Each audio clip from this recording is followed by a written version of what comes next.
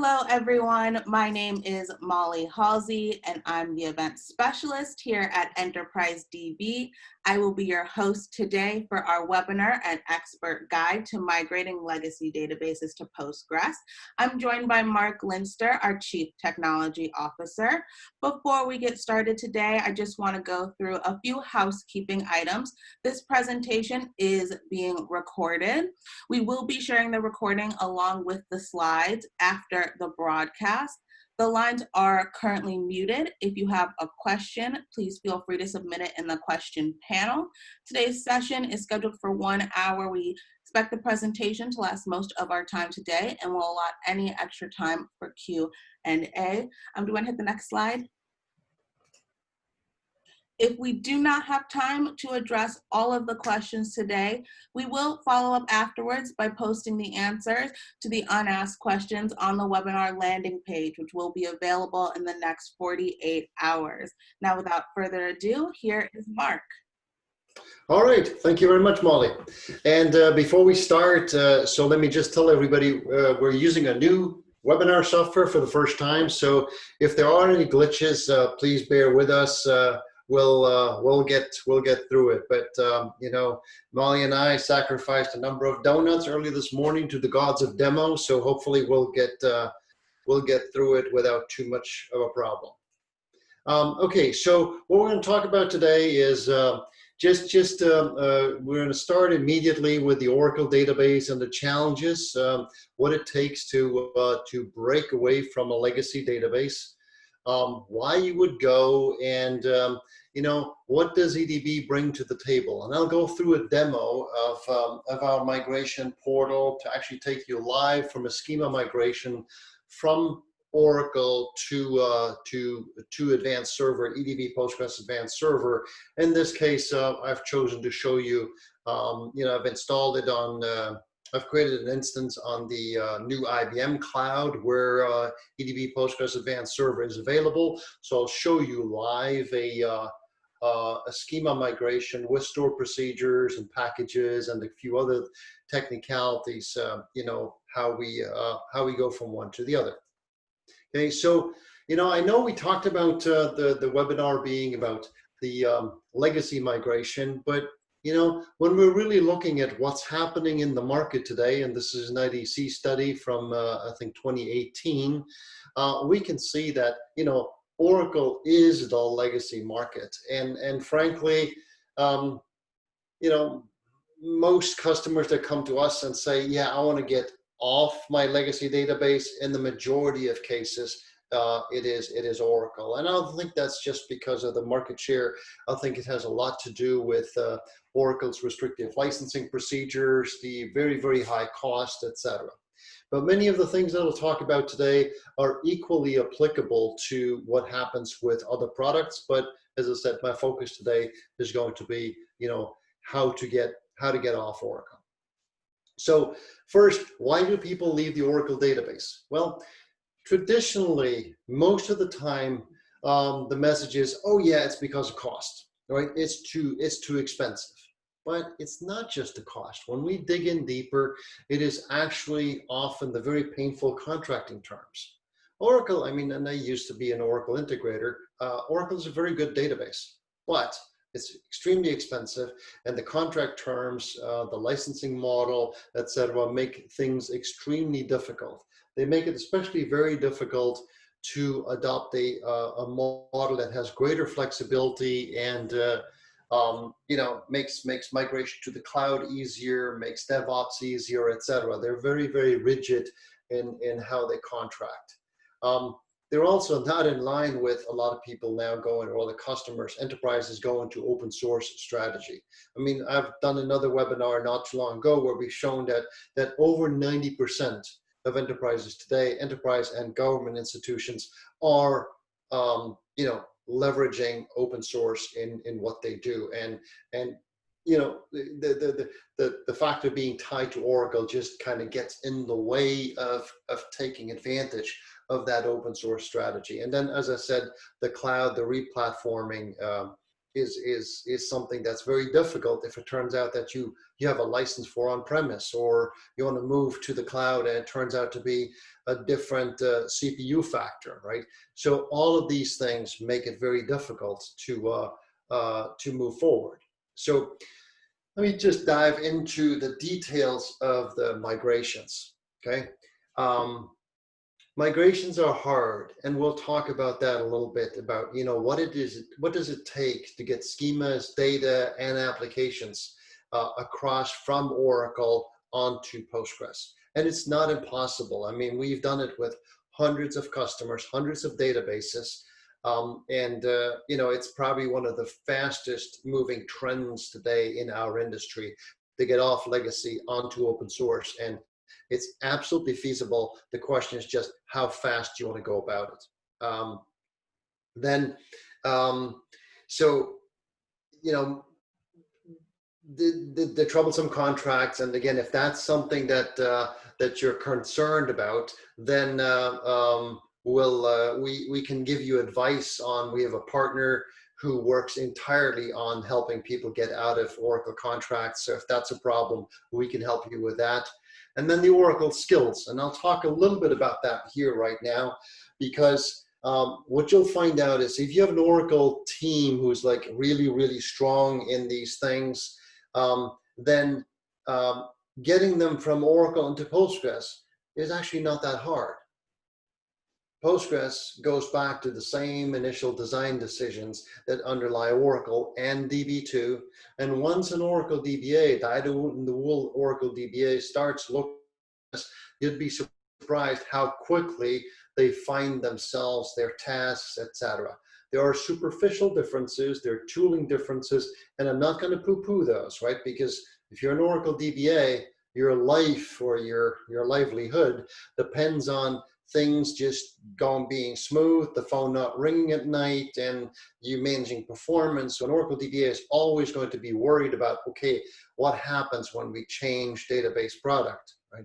But you'll see that once they dig in, the differences, especially when equipped with EDB tools like the Postgres Enterprise Manager, which is very similar to the Oracle Enterprise Manager, EDB Plus, which is very similar to SQL Plus, or EDB's EDB Loader, which is very similar to the Oracle Loader. Once they start digging into that, you'll see it's not that hard. And then the applications that are developed for Oracle. So there's a lot of Oracle specific that got ingrained into the apps because Oracle didn't stay with the SQL standard. So what's really important and often not talked about is the interface between the application and the database. And again, we're doing this for 16 years.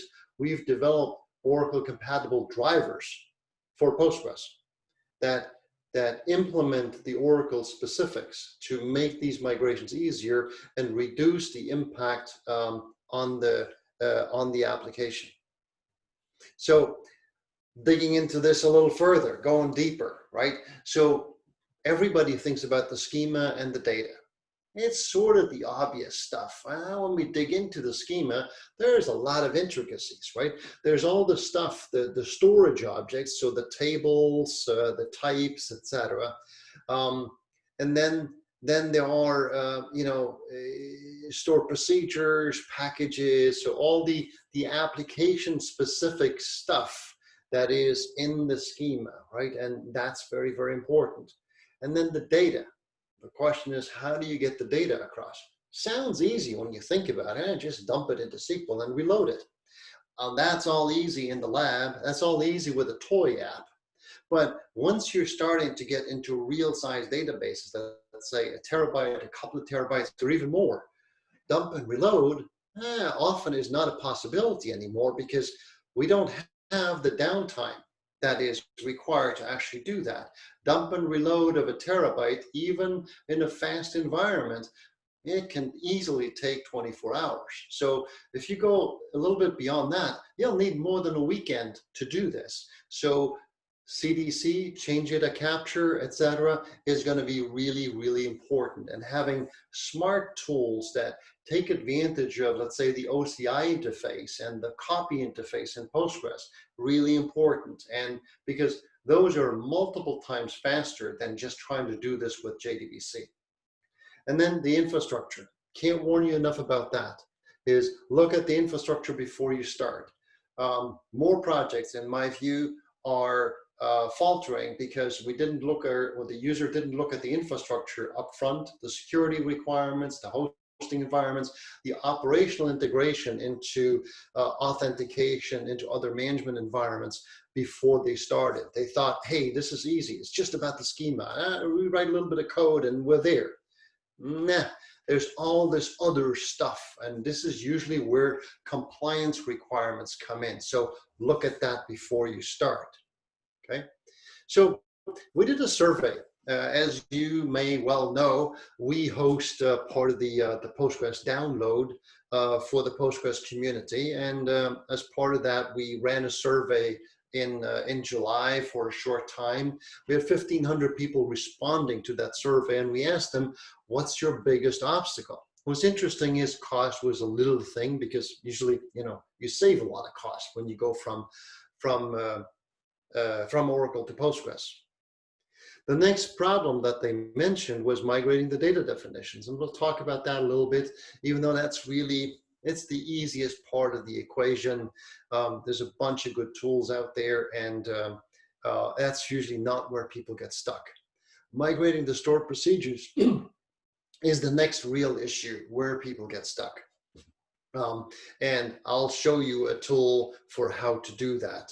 We'll walk through the EDB Migration Portal, and you'll see that there is indeed hope. There is tools out there for free that you can use to do those migrations. And then the proprietary database drivers. I mentioned before, the database drivers are the interface between the application logic and the database. In too many migrations, folks don't think about the importance of those drivers, because Oracle has extended their drivers significantly. So a lot of Oracle specifics often migrate into the application. Oracle specific in this case are things like in-out parameters for stored procedures, cursors, and other things. And if you don't have a driver that can do the same thing, then you're hosed. Because now you don't just migrate the database, you got to start changing the application logic, and now cost and time frames are going through the roof. And then migrating the data. A lot of people think, and I was actually surprised about this, that is a hard part. There's lots of good tools out there, and as I mentioned before, the problem is not to do it in the lab. The problem is not to do it with a small data set. If you only have, a couple of 100 gigs, this is easy. Or even a couple of 100 megs, it's absolutely not a problem. Problem start when you have terabytes of data, so a real size application, and you don't have the required downtime to do it. So that's when you need to start looking at fast data transfer models, at change data capture, etc. Okay, so let's talk about how this, why people do it, and really what the drivers are. Okay, the cost savings. Cost savings is really the first thing that people bring to the table, and then the next thing is, I can avoid the vendor lock-in, and I personally believe that the other reasons on the right are more important than just the cost savings, even though the cost savings is usually what brings people to the table. That's what they're thinking about. But what they really want is the freedom and the ability to innovate much, much faster, right? So often what we see is the first step is get from Oracle to Postgres, start reducing the cost, and then invest that money to do the things that you really want to do, to create innovation, to create differentiation. And what's interesting is a lot of people come to Postgres because of the cost, but they stay because of all the things on the right, the innovation, and there's no other database that innovates faster than Postgres, no matter what they say. And then the ability to deploy everywhere. I've given another talk where I'm showing that Postgres today is available on every single platform, from Arduino to AWS. You can deploy Postgres on all the major clouds. It exists as a managed service, as something that you can run on infrastructure as a service, something that you can self-manage. You can ask the cloud vendor to manage it. You can ask somebody like EDB to manage it. So you have total freedom to do whatever you want. And so the first step is really important.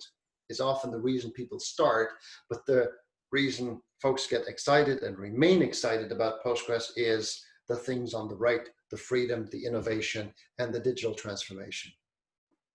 Cool. So what do we bring to the table? Well, first, we've been working on compatibility with Oracle for now 16 years. We've been in business since 2004, shipped product since 2006, and our focus has been, at least initially, almost entirely on helping people move off Oracle. Lately, we've been starting to look a lot more at new applications and digital transformation, etc. But we really understand the compatibility with Oracle database. We have really great tools and services to do this. And when you work with one of our consultants, you'll find out that many of them spend as much, if not more, time with Oracle than with Postgres. And then I'll talk about that at the end a little bit, is the support. Often when we think about Oracle compatibility, we think just about the code. But that's not good enough. Once you go into production, you must have somebody that you can call. Not because Postgres is unreliable, it's extremely reliable. It hardly ever breaks. The number of P1s, so high severity cases, that we get is very low.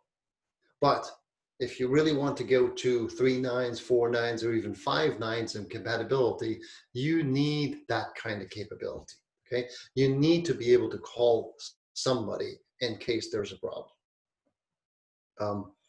Okay, the compatibility with Oracle. So, you know, we've invested a lot in the data types, the schemas, the tables, user roles, things like, you know, password profiles, for example, hints, all things that if you're in Oracle, you just assume it's there. Resource governor, you assume it's there. In Postgres doesn't have any of that stuff. So we've invested a whole lot to make sure that these things are there. We've produced better auditing capabilities, PCI compliance capabilities that just, again, make the things that come after you've migrated the code to make those things a lot easier. And then we'll explore that a little bit, is the packages. The packages and all the other pre-existing capabilities that Oracle has added to their database that have made their way into the apps, and that today, well, they don't exist on Postgres. So if you, on straight Postgres. So if you go from Oracle to PostgreSQL, you have to rewrite all that stuff. We have recreated in EDB Postgres all the things, the majority of the DBMS packages are there, the large number of the UTL packages are there, and they're not just the trivial packages. It goes all the way up to things like DBMSAQ or DBMSAQ admin. Okay, so that means your apps change very little, if at all. That's very important.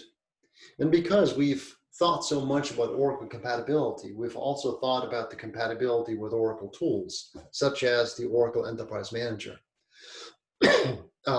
So we have created things like the Postgres Enterprise Manager that are comparable to Oracle Enterprise Manager, just because we know that your business processes and your teams need those capabilities. We've created an equivalent to SQL Plus. We've created an equivalent to Oracle Loader. We've actually also created equivalent to OCI, so that basically if your folks are trained on how to use those tools, they can continue using those tools so that you can migrate faster, avoid lengthy retraining. And once people dive into Postgres, they'll start thriving on the Postgres capabilities. But we've invested a lot to reduce those barriers and make it easier to take advantage of the much lower cost. So what did we do in terms of compatibility? This is just a little excerpt. If you're interested, our Oracle Compatibility Guide is available on our website. I think it's over 100 pages of details that show exactly what we've done, what's available, how to use it, etc. And we've invested significantly in making sure that we have syntactical and semantical compatibility with Oracle. So that's all the things that Oracle, well, I wouldn't say all, but many of the things that Oracle has added as extensions to SQL, right? Decode, etc. Then cursors, pragmas. I mean, we got pragma autonomous transaction. We have the pragma to define custom error messages. All those things are there. I was talking about the tools before, the EDB Plus, EDB Loader, the equivalent to the Oracle tools. We've developed a lot of the packages, 18 DBMS packages, 7 UTL packages. We've added things like hints, etc., so that just this migration becomes a lot easier. Because, you know, if you're familiar with Pragma Autonomous Transaction, for example, it's a feature that's used a whole lot in Oracle to do logging of what happens inside a stored procedure. Postgres doesn't have that. There is a workaround. It's very, very resource intensive and extremely slow. But we have actually created a native way to do Pragma Autonomous Transaction. It's called Pragma Autonomous Transaction, and it's syntax compatible. We've done the same thing with DBMS Redact. We've added an equivalent to the DBMS Redact package from Oracle into Postgres Advanced Server, again, to make the migrations easier. And we didn't just scratch the surface. If you look at a simplified architecture for Postgres, where we go all the way from the client interfaces into the server and then into the utilities, you can see that the things in blue are what Postgres has out of the box, PostgreSQL, and then what we added into EDB Postgres Advanced Server is in black. So yes, PostgreSQL has a JDBC driver. We've added a Oracle compatible JDBC driver that understands in-out procedures, understands cursors, etc. If you look into the planner, for example, right? We've added hints. Okay, standard Postgres doesn't have hints. We know that the DBA often knows better than the optimizer of the planner, so we've added hints in there. I was talking about the packages and the extensions. In the security side, we have things like Oracle compatible password profiles. We have a separate audit log just because that's what our customers, especially in financial services, are requiring. Okay, so we really went deep inside Postgres to make these things happen and to make them happen natively. Now, you may say, "How do I really need that? Do I really need that?" Well, let me share with you data from our migration portal. So our migration portal is used an enormous amount of times. It's free. You don't need to pay us a thing. And just go to migration.enterprisedb.com and you'll get to the migration portal, and I'll show you that in a demo in a couple of minutes.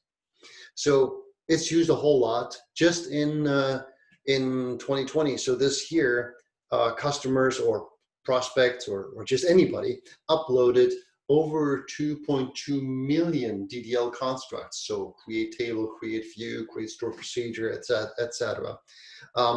And we analyze that all the time to make EDB Postgres Advanced Server better. And so what I'm going to share with you here is that 17% of all the schemas that were uploaded had at least one reference to Pragma Autonomous Transaction.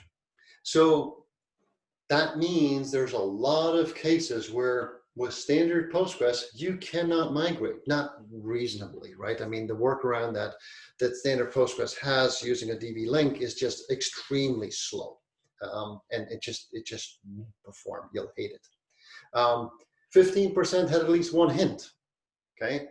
And then 36% refer to one of the EDB supported Oracle packages. And I've broken this out here in more detail. You'll see quite advanced ones like DBMS output, a lot of the utility references, a lot of references to UTL.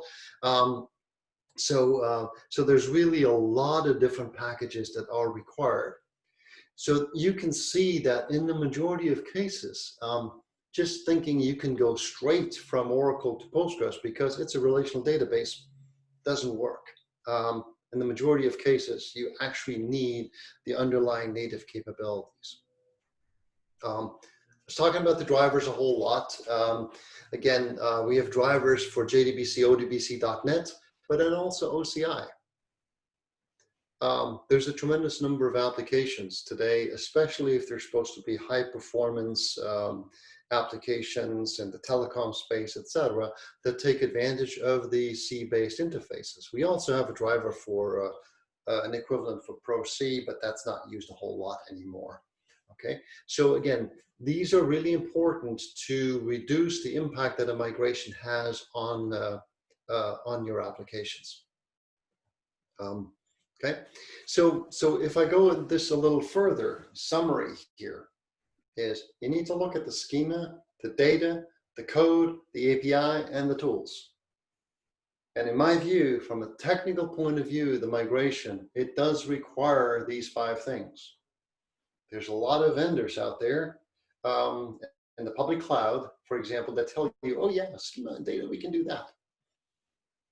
Okay, I've shown you with the data before that only covers the minority of cases. The majority of cases actually need the code. And then once you refer to the code in the database from your application, you now need the APIs. You need Oracle compatible APIs if you don't want to rewrite your whole application. And if you don't want to retrain all of your users, then you need similar tools. I mean, unless you say, oh yeah, all my batch jobs, I'm going to rewrite them. Okay, in that case, you throw away all the work that you did with SQL Plus. Most customers want to try to avoid that, at least on day one. So they welcome the fact that we have EDB Plus. The same for the loader. They want to use their existing definitions that they used with the Oracle loaders. That's why we created the EDB loader. Again, the tools are something that sort of often comes to mind afterwards, once people focused on the schema and the data, but it's extremely important. And we know from experience that if you don't look at the whole picture on day one, you can do maybe 80% of the work, but not get there because you forgot about something really important. So we believe that all these bases need to be covered in order to do a successful migration. So the question that I often get is, hey, I got 1,000 databases. Where do I start? There's 1,000 things on Oracle. I mean, I can't analyze every single one to figure out what's a good starting point. Well, so here are the guidelines to quickly find good candidates and then put them through, let's say, the EDB Migration Portal. So if an app uses an ORM, such as Hibernate or Spring or anything like that, and uses procedures or functions and packages that are written in PLSQL, that's usually a very good candidate. Okay, let me just tell you about how good our migration tools are today.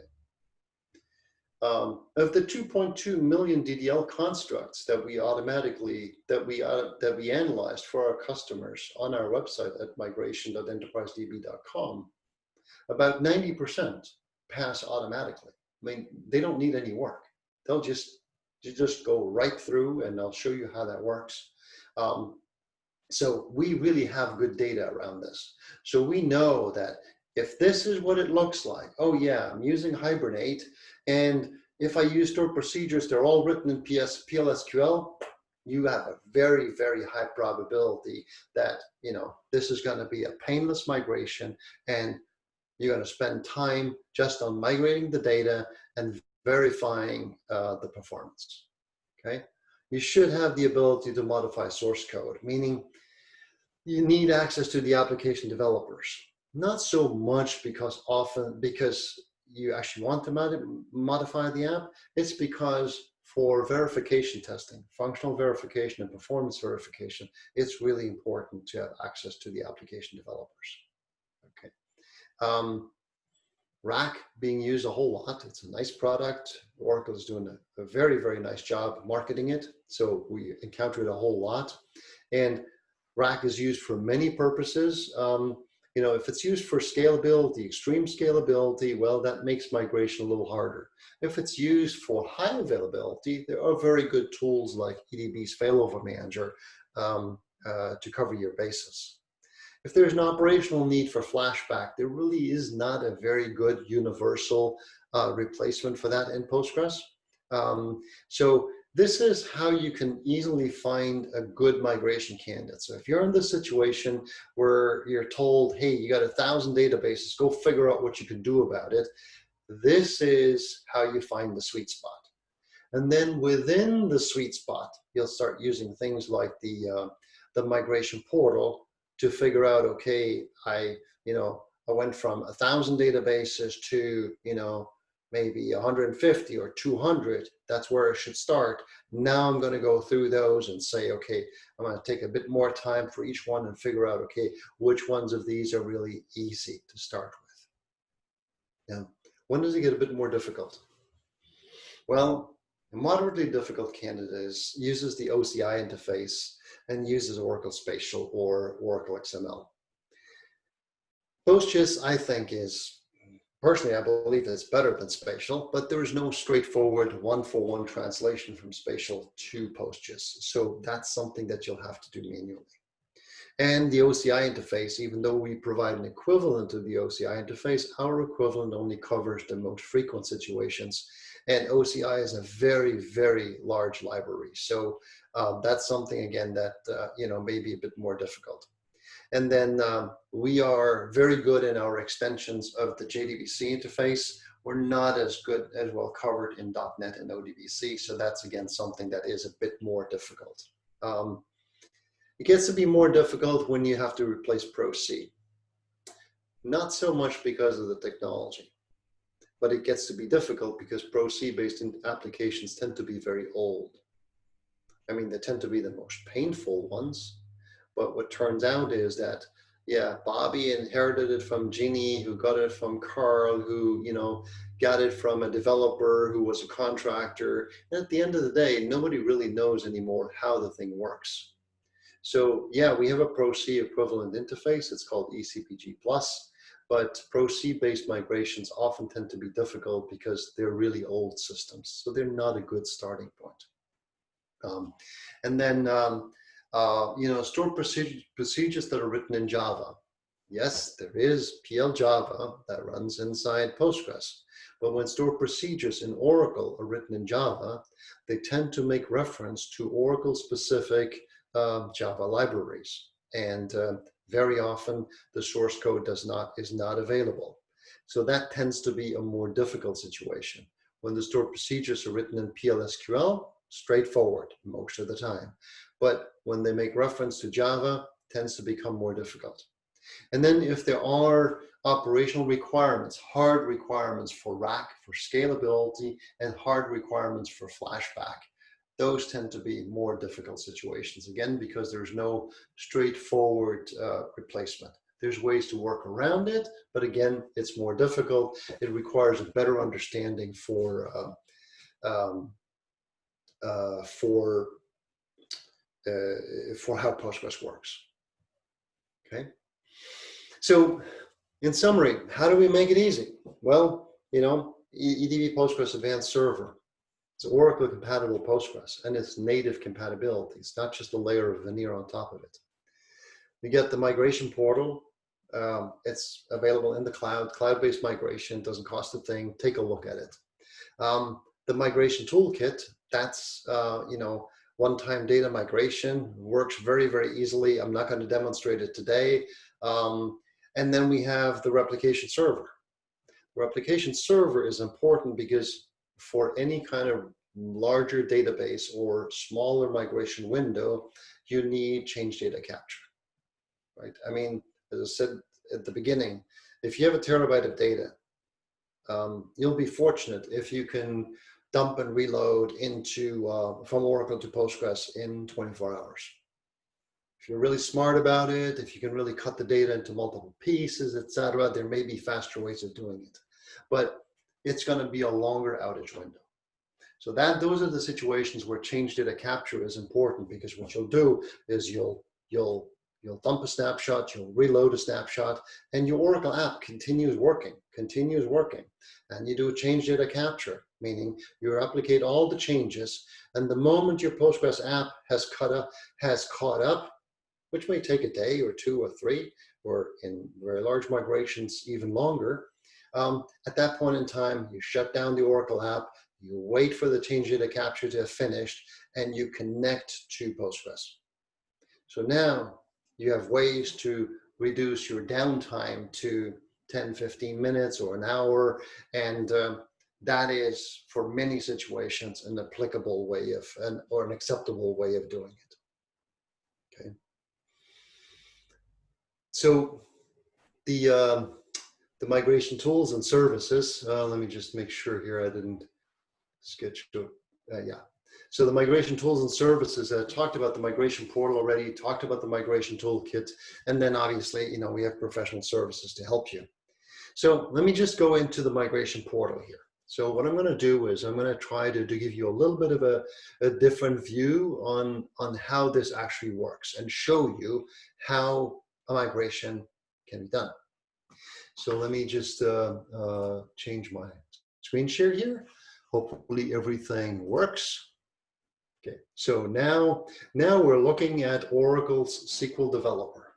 I have an Oracle instance in the cloud, where what I did is I took Oracle's HR example, and I added a little bit more information to it, a little bit more capability to it, so I can show you a little better as to what's happening here. Okay, so I've added in here, you know, we have a package now that does certain things. We have a function that updates the salary of employees, and we have a package and a store procedure that that calculates raises. Now, I'm not going to go into the details of the code here. I can share that code with you if you want to. But what I'm showing you here are things like percent type, for example. I'm showing you things like packages. I'm showing you things like package bodies. I'm showing you things like a store procedure. Okay. All those things are now defined in Oracle, and you can see here we used again the percent type capability, which for those of you that are not familiar with Oracle store procedures is basically a way of not declaring the type of a variable, so that the type of the variable is automatically defined based on the underlying table. Okay, it's a very nice and very frequent technique that is being used in Oracle and during Oracle developments. Okay, so that's my data. That's my database here that I've used, and I've also created here. You can see this an error view.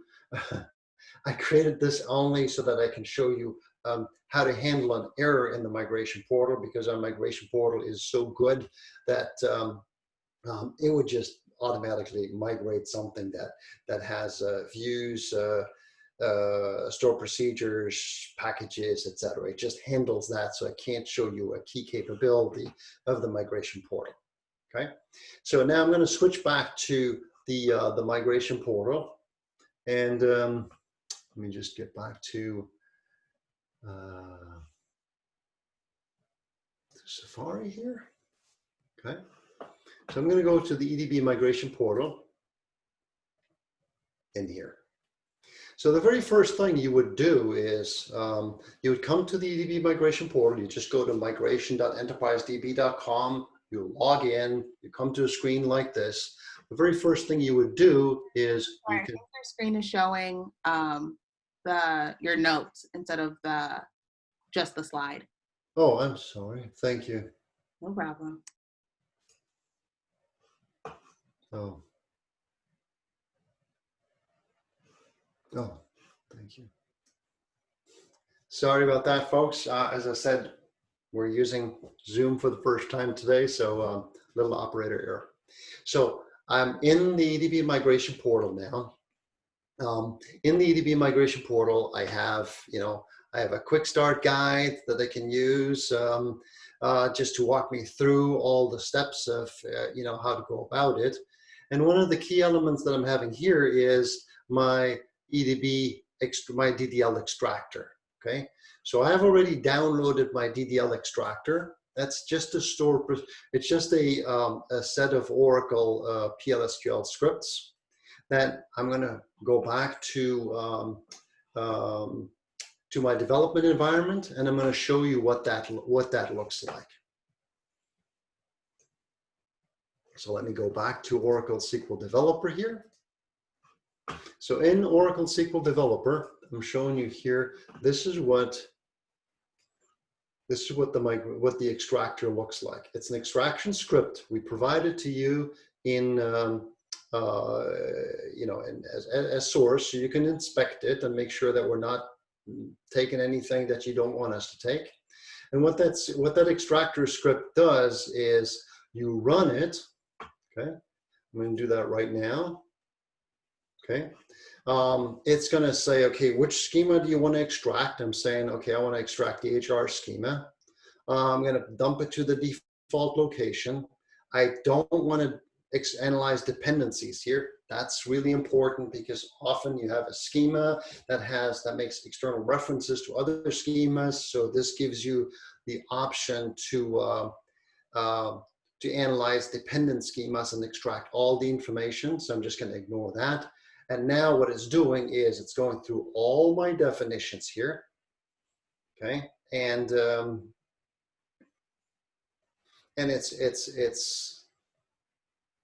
it's getting all the tables, all the views, all the packages, etc. It's writing all of that into a text file. Okay. Okay. All right. So now it's finished. It's written all of that out to this text file here with the date stamped. I'm going to go to my migration portal here. I'm going to create a new project. Let me just call it webinar. And I'm going to pick a file, pick up my downloads here. Where are they? Okay. There's my extraction. Okay. So now I'm going to create my project and I'm going to automatically assess it. So given this is a relatively small schema, but still, we were able to do an assessment in very, very little time. And it tells me here that, we had 26 objects, there was a bunch of sequences, a bunch of tables, etc. And they all passed just fine. I can look at them. I can see here my country table, for example. Here's my original Oracle. Here's my rewritten Postgres. And there were some, as we call them, repairs done here, where some Oracle specific extensions, for example, have been removed. Let me just show you here. We had a repair handler remove everything that that refers to enable. You know that in Oracle, by default, a constraint can be flagged as enabled or disabled. Postgres doesn't have that capability. Postgres assumes that everything is enabled by default.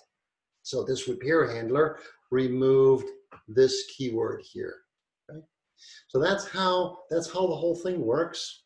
There was one error that had not been fixed automatically. And I'll show you what that looks like here. So I created this error view by using one of the capabilities that we have not implemented. And it says here, okay, there is an operator called bit and in Oracle. And what I'm going to do here is I'm going to go to my knowledge base here, and I'm going to say, hey, what do I do about this bit and error? And it tells me here, okay, bit and, this is how it works in Oracle. This is how it works in Postgres. So what I'm going to do in here, I'm going to go in here, remove this, and replace this function with an operator.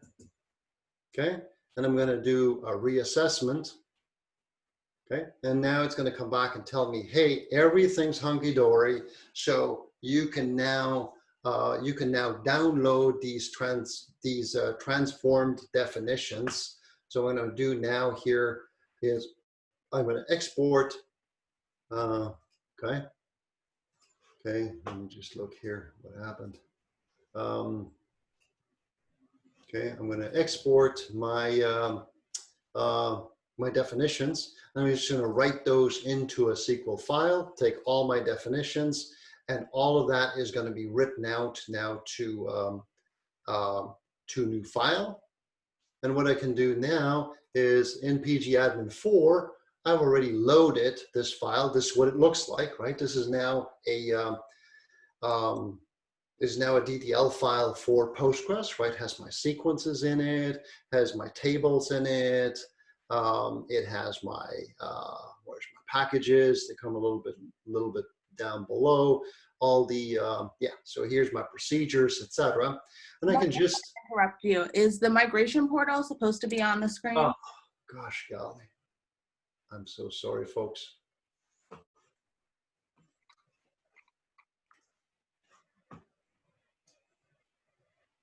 I'm so sorry, folks.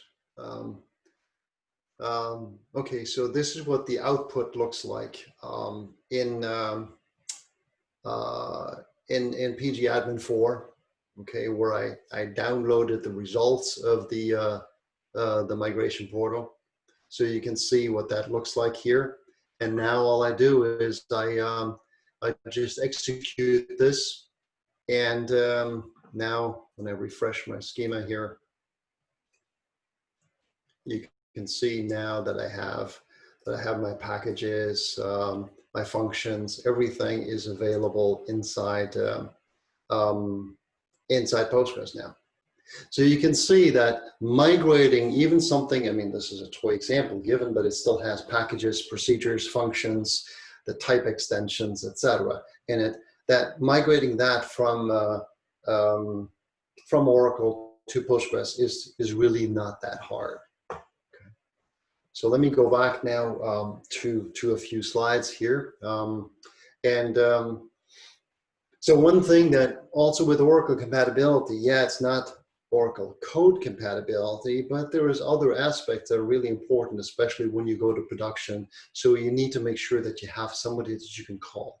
Not that Postgres breaks often, but when something goes bump in the night, and you are running an application that has 3 or 4 or 5 nines of availability, you must have somebody that you can get on the phone and who works with you in a short time. Okay, so recommended next steps here is go to do a lunch and learn. That's something that we organize for a lot of customers because we know that Postgres is a big change for a team who's on Oracle. And so helping you become familiar with that is something that we absolutely do. Try the migration portal and figure out, if you like this, how you like it, and how you'd like to go forward. Now, before we go to questions, I'll just tell you a little bit more about Enterprise DB. You may know us as somebody who's like a driving force behind Postgres. There's quite a few people in our team who are in the community, like Bruce and Dave, Amit Langote, Devram. If you use any of the native packages for PostgreSQL, that come from the Postgres community, Devram is a driving force behind this. Robert is a speaker who is available a lot at conferences talking about the new exciting projects. And then there's a large number of contributors to Postgres and the adjacent projects. We're not just active on the open source side, we're commercially very, very active. EDB Postgres has been in the Gartner Magic Quadrant for, I think, 7 years in a row now as the only open source relational database. And, since our founding in 2004, we've been contributing a whole lot to PostgreSQL. not just to Oracle compatible version of Postgres, but to core PostgreSQL, things like materialized views, just-in-time compilation, parallel query, etc. And then, we help you educate your team, educate yourself, become knowledgeable and comfortable with Postgres. That's an absolute key thing that we do, not just in webinars like this, but also in lunch and learns, in meetups, etc., to make sure that you and your team are comfortable with Postgres. Just as comfortable as so many of our customers have been over the last 16 years. Here's just a few of them. I work with quite a few of them, and I can tell you they don't just use Postgres for some little apps behind the scenes or under somebody's desk. The types of apps that they're running are very large scale and absolutely mission critical applications. Okay, so this is part of a series of webinars. On the 26th, we'll have another webinar about high availability for Postgres. Okay, and now let me go to questions here. Yeah, we had a couple of questions come in. The first one that I want to ask you is there a performance difference between open source Postgres and EDB Postgres Advanced Server? No, no, there is not. There is a blog, and I can put the answer into the Q&A afterwards. There's a blog on our website that actually puts EDB Postgres 12 and PostgreSQL 12 side by side in PG Bench, and there is no performance difference. I know that there's a concern that some people have because there is additional functionality, but there's no measurable performance difference in the PG Bench case, for Postgres Advanced Server or PostgreSQL. Okay. Another question we had come in was, what makes Postgres more scalable in comparison to Oracle? Makes it more scalable. Maybe the area of rack. They mentioned that a little bit, the comparison of rack. Well, yeah. So one of the things that I think is very, very interesting about Postgres is the streaming replication. The streaming replication allows you to, without any additional cost, without any additional license, to create an almost unlimited number of read replicas. For most applications that I've worked with, the number of read requests is significantly higher than the write requests. So that's one way of scaling horizontally, scaling for read horizontally. Okay, and at the same time, over the last 5 years, Postgres has become extremely more scalable. So, for example, there's another blog also on our website that shows that over the last 5 years, Postgres has we've added more than 50% TPS in Postgres. So I can't publish a direct benchmark against Oracle. Oracle does not allow that, but I would encourage you to look at what we can do today with Postgres. I'm not aware of a single customer who's ever reverted back from Postgres to Oracle for performance considerations or stability considerations. Once they get on Postgres, the thing just works. Okay. Another question we had was, when it comes to the migration portal in EDB Postgres, is it supported on places like AWS or Azure? Sure. So we have a lot of customers today who run EDB Postgres Advanced Server on infrastructure as a service on Azure, on Google, on AWS, on KT Cloud. So all major clouds, you can run it there. And what's really important is the license or the subscription cost is the same. For us, a core is a core is a core, meaning you can move it around, however you want. Because we think that's very, very important for folks that they should have the deployment flexibility. So the simple answer to your question is yes, it's the same Postgres everywhere. Okay, I think we have time for two more questions. The first one is, can I run EDB Postgres Advanced Server in the public cloud?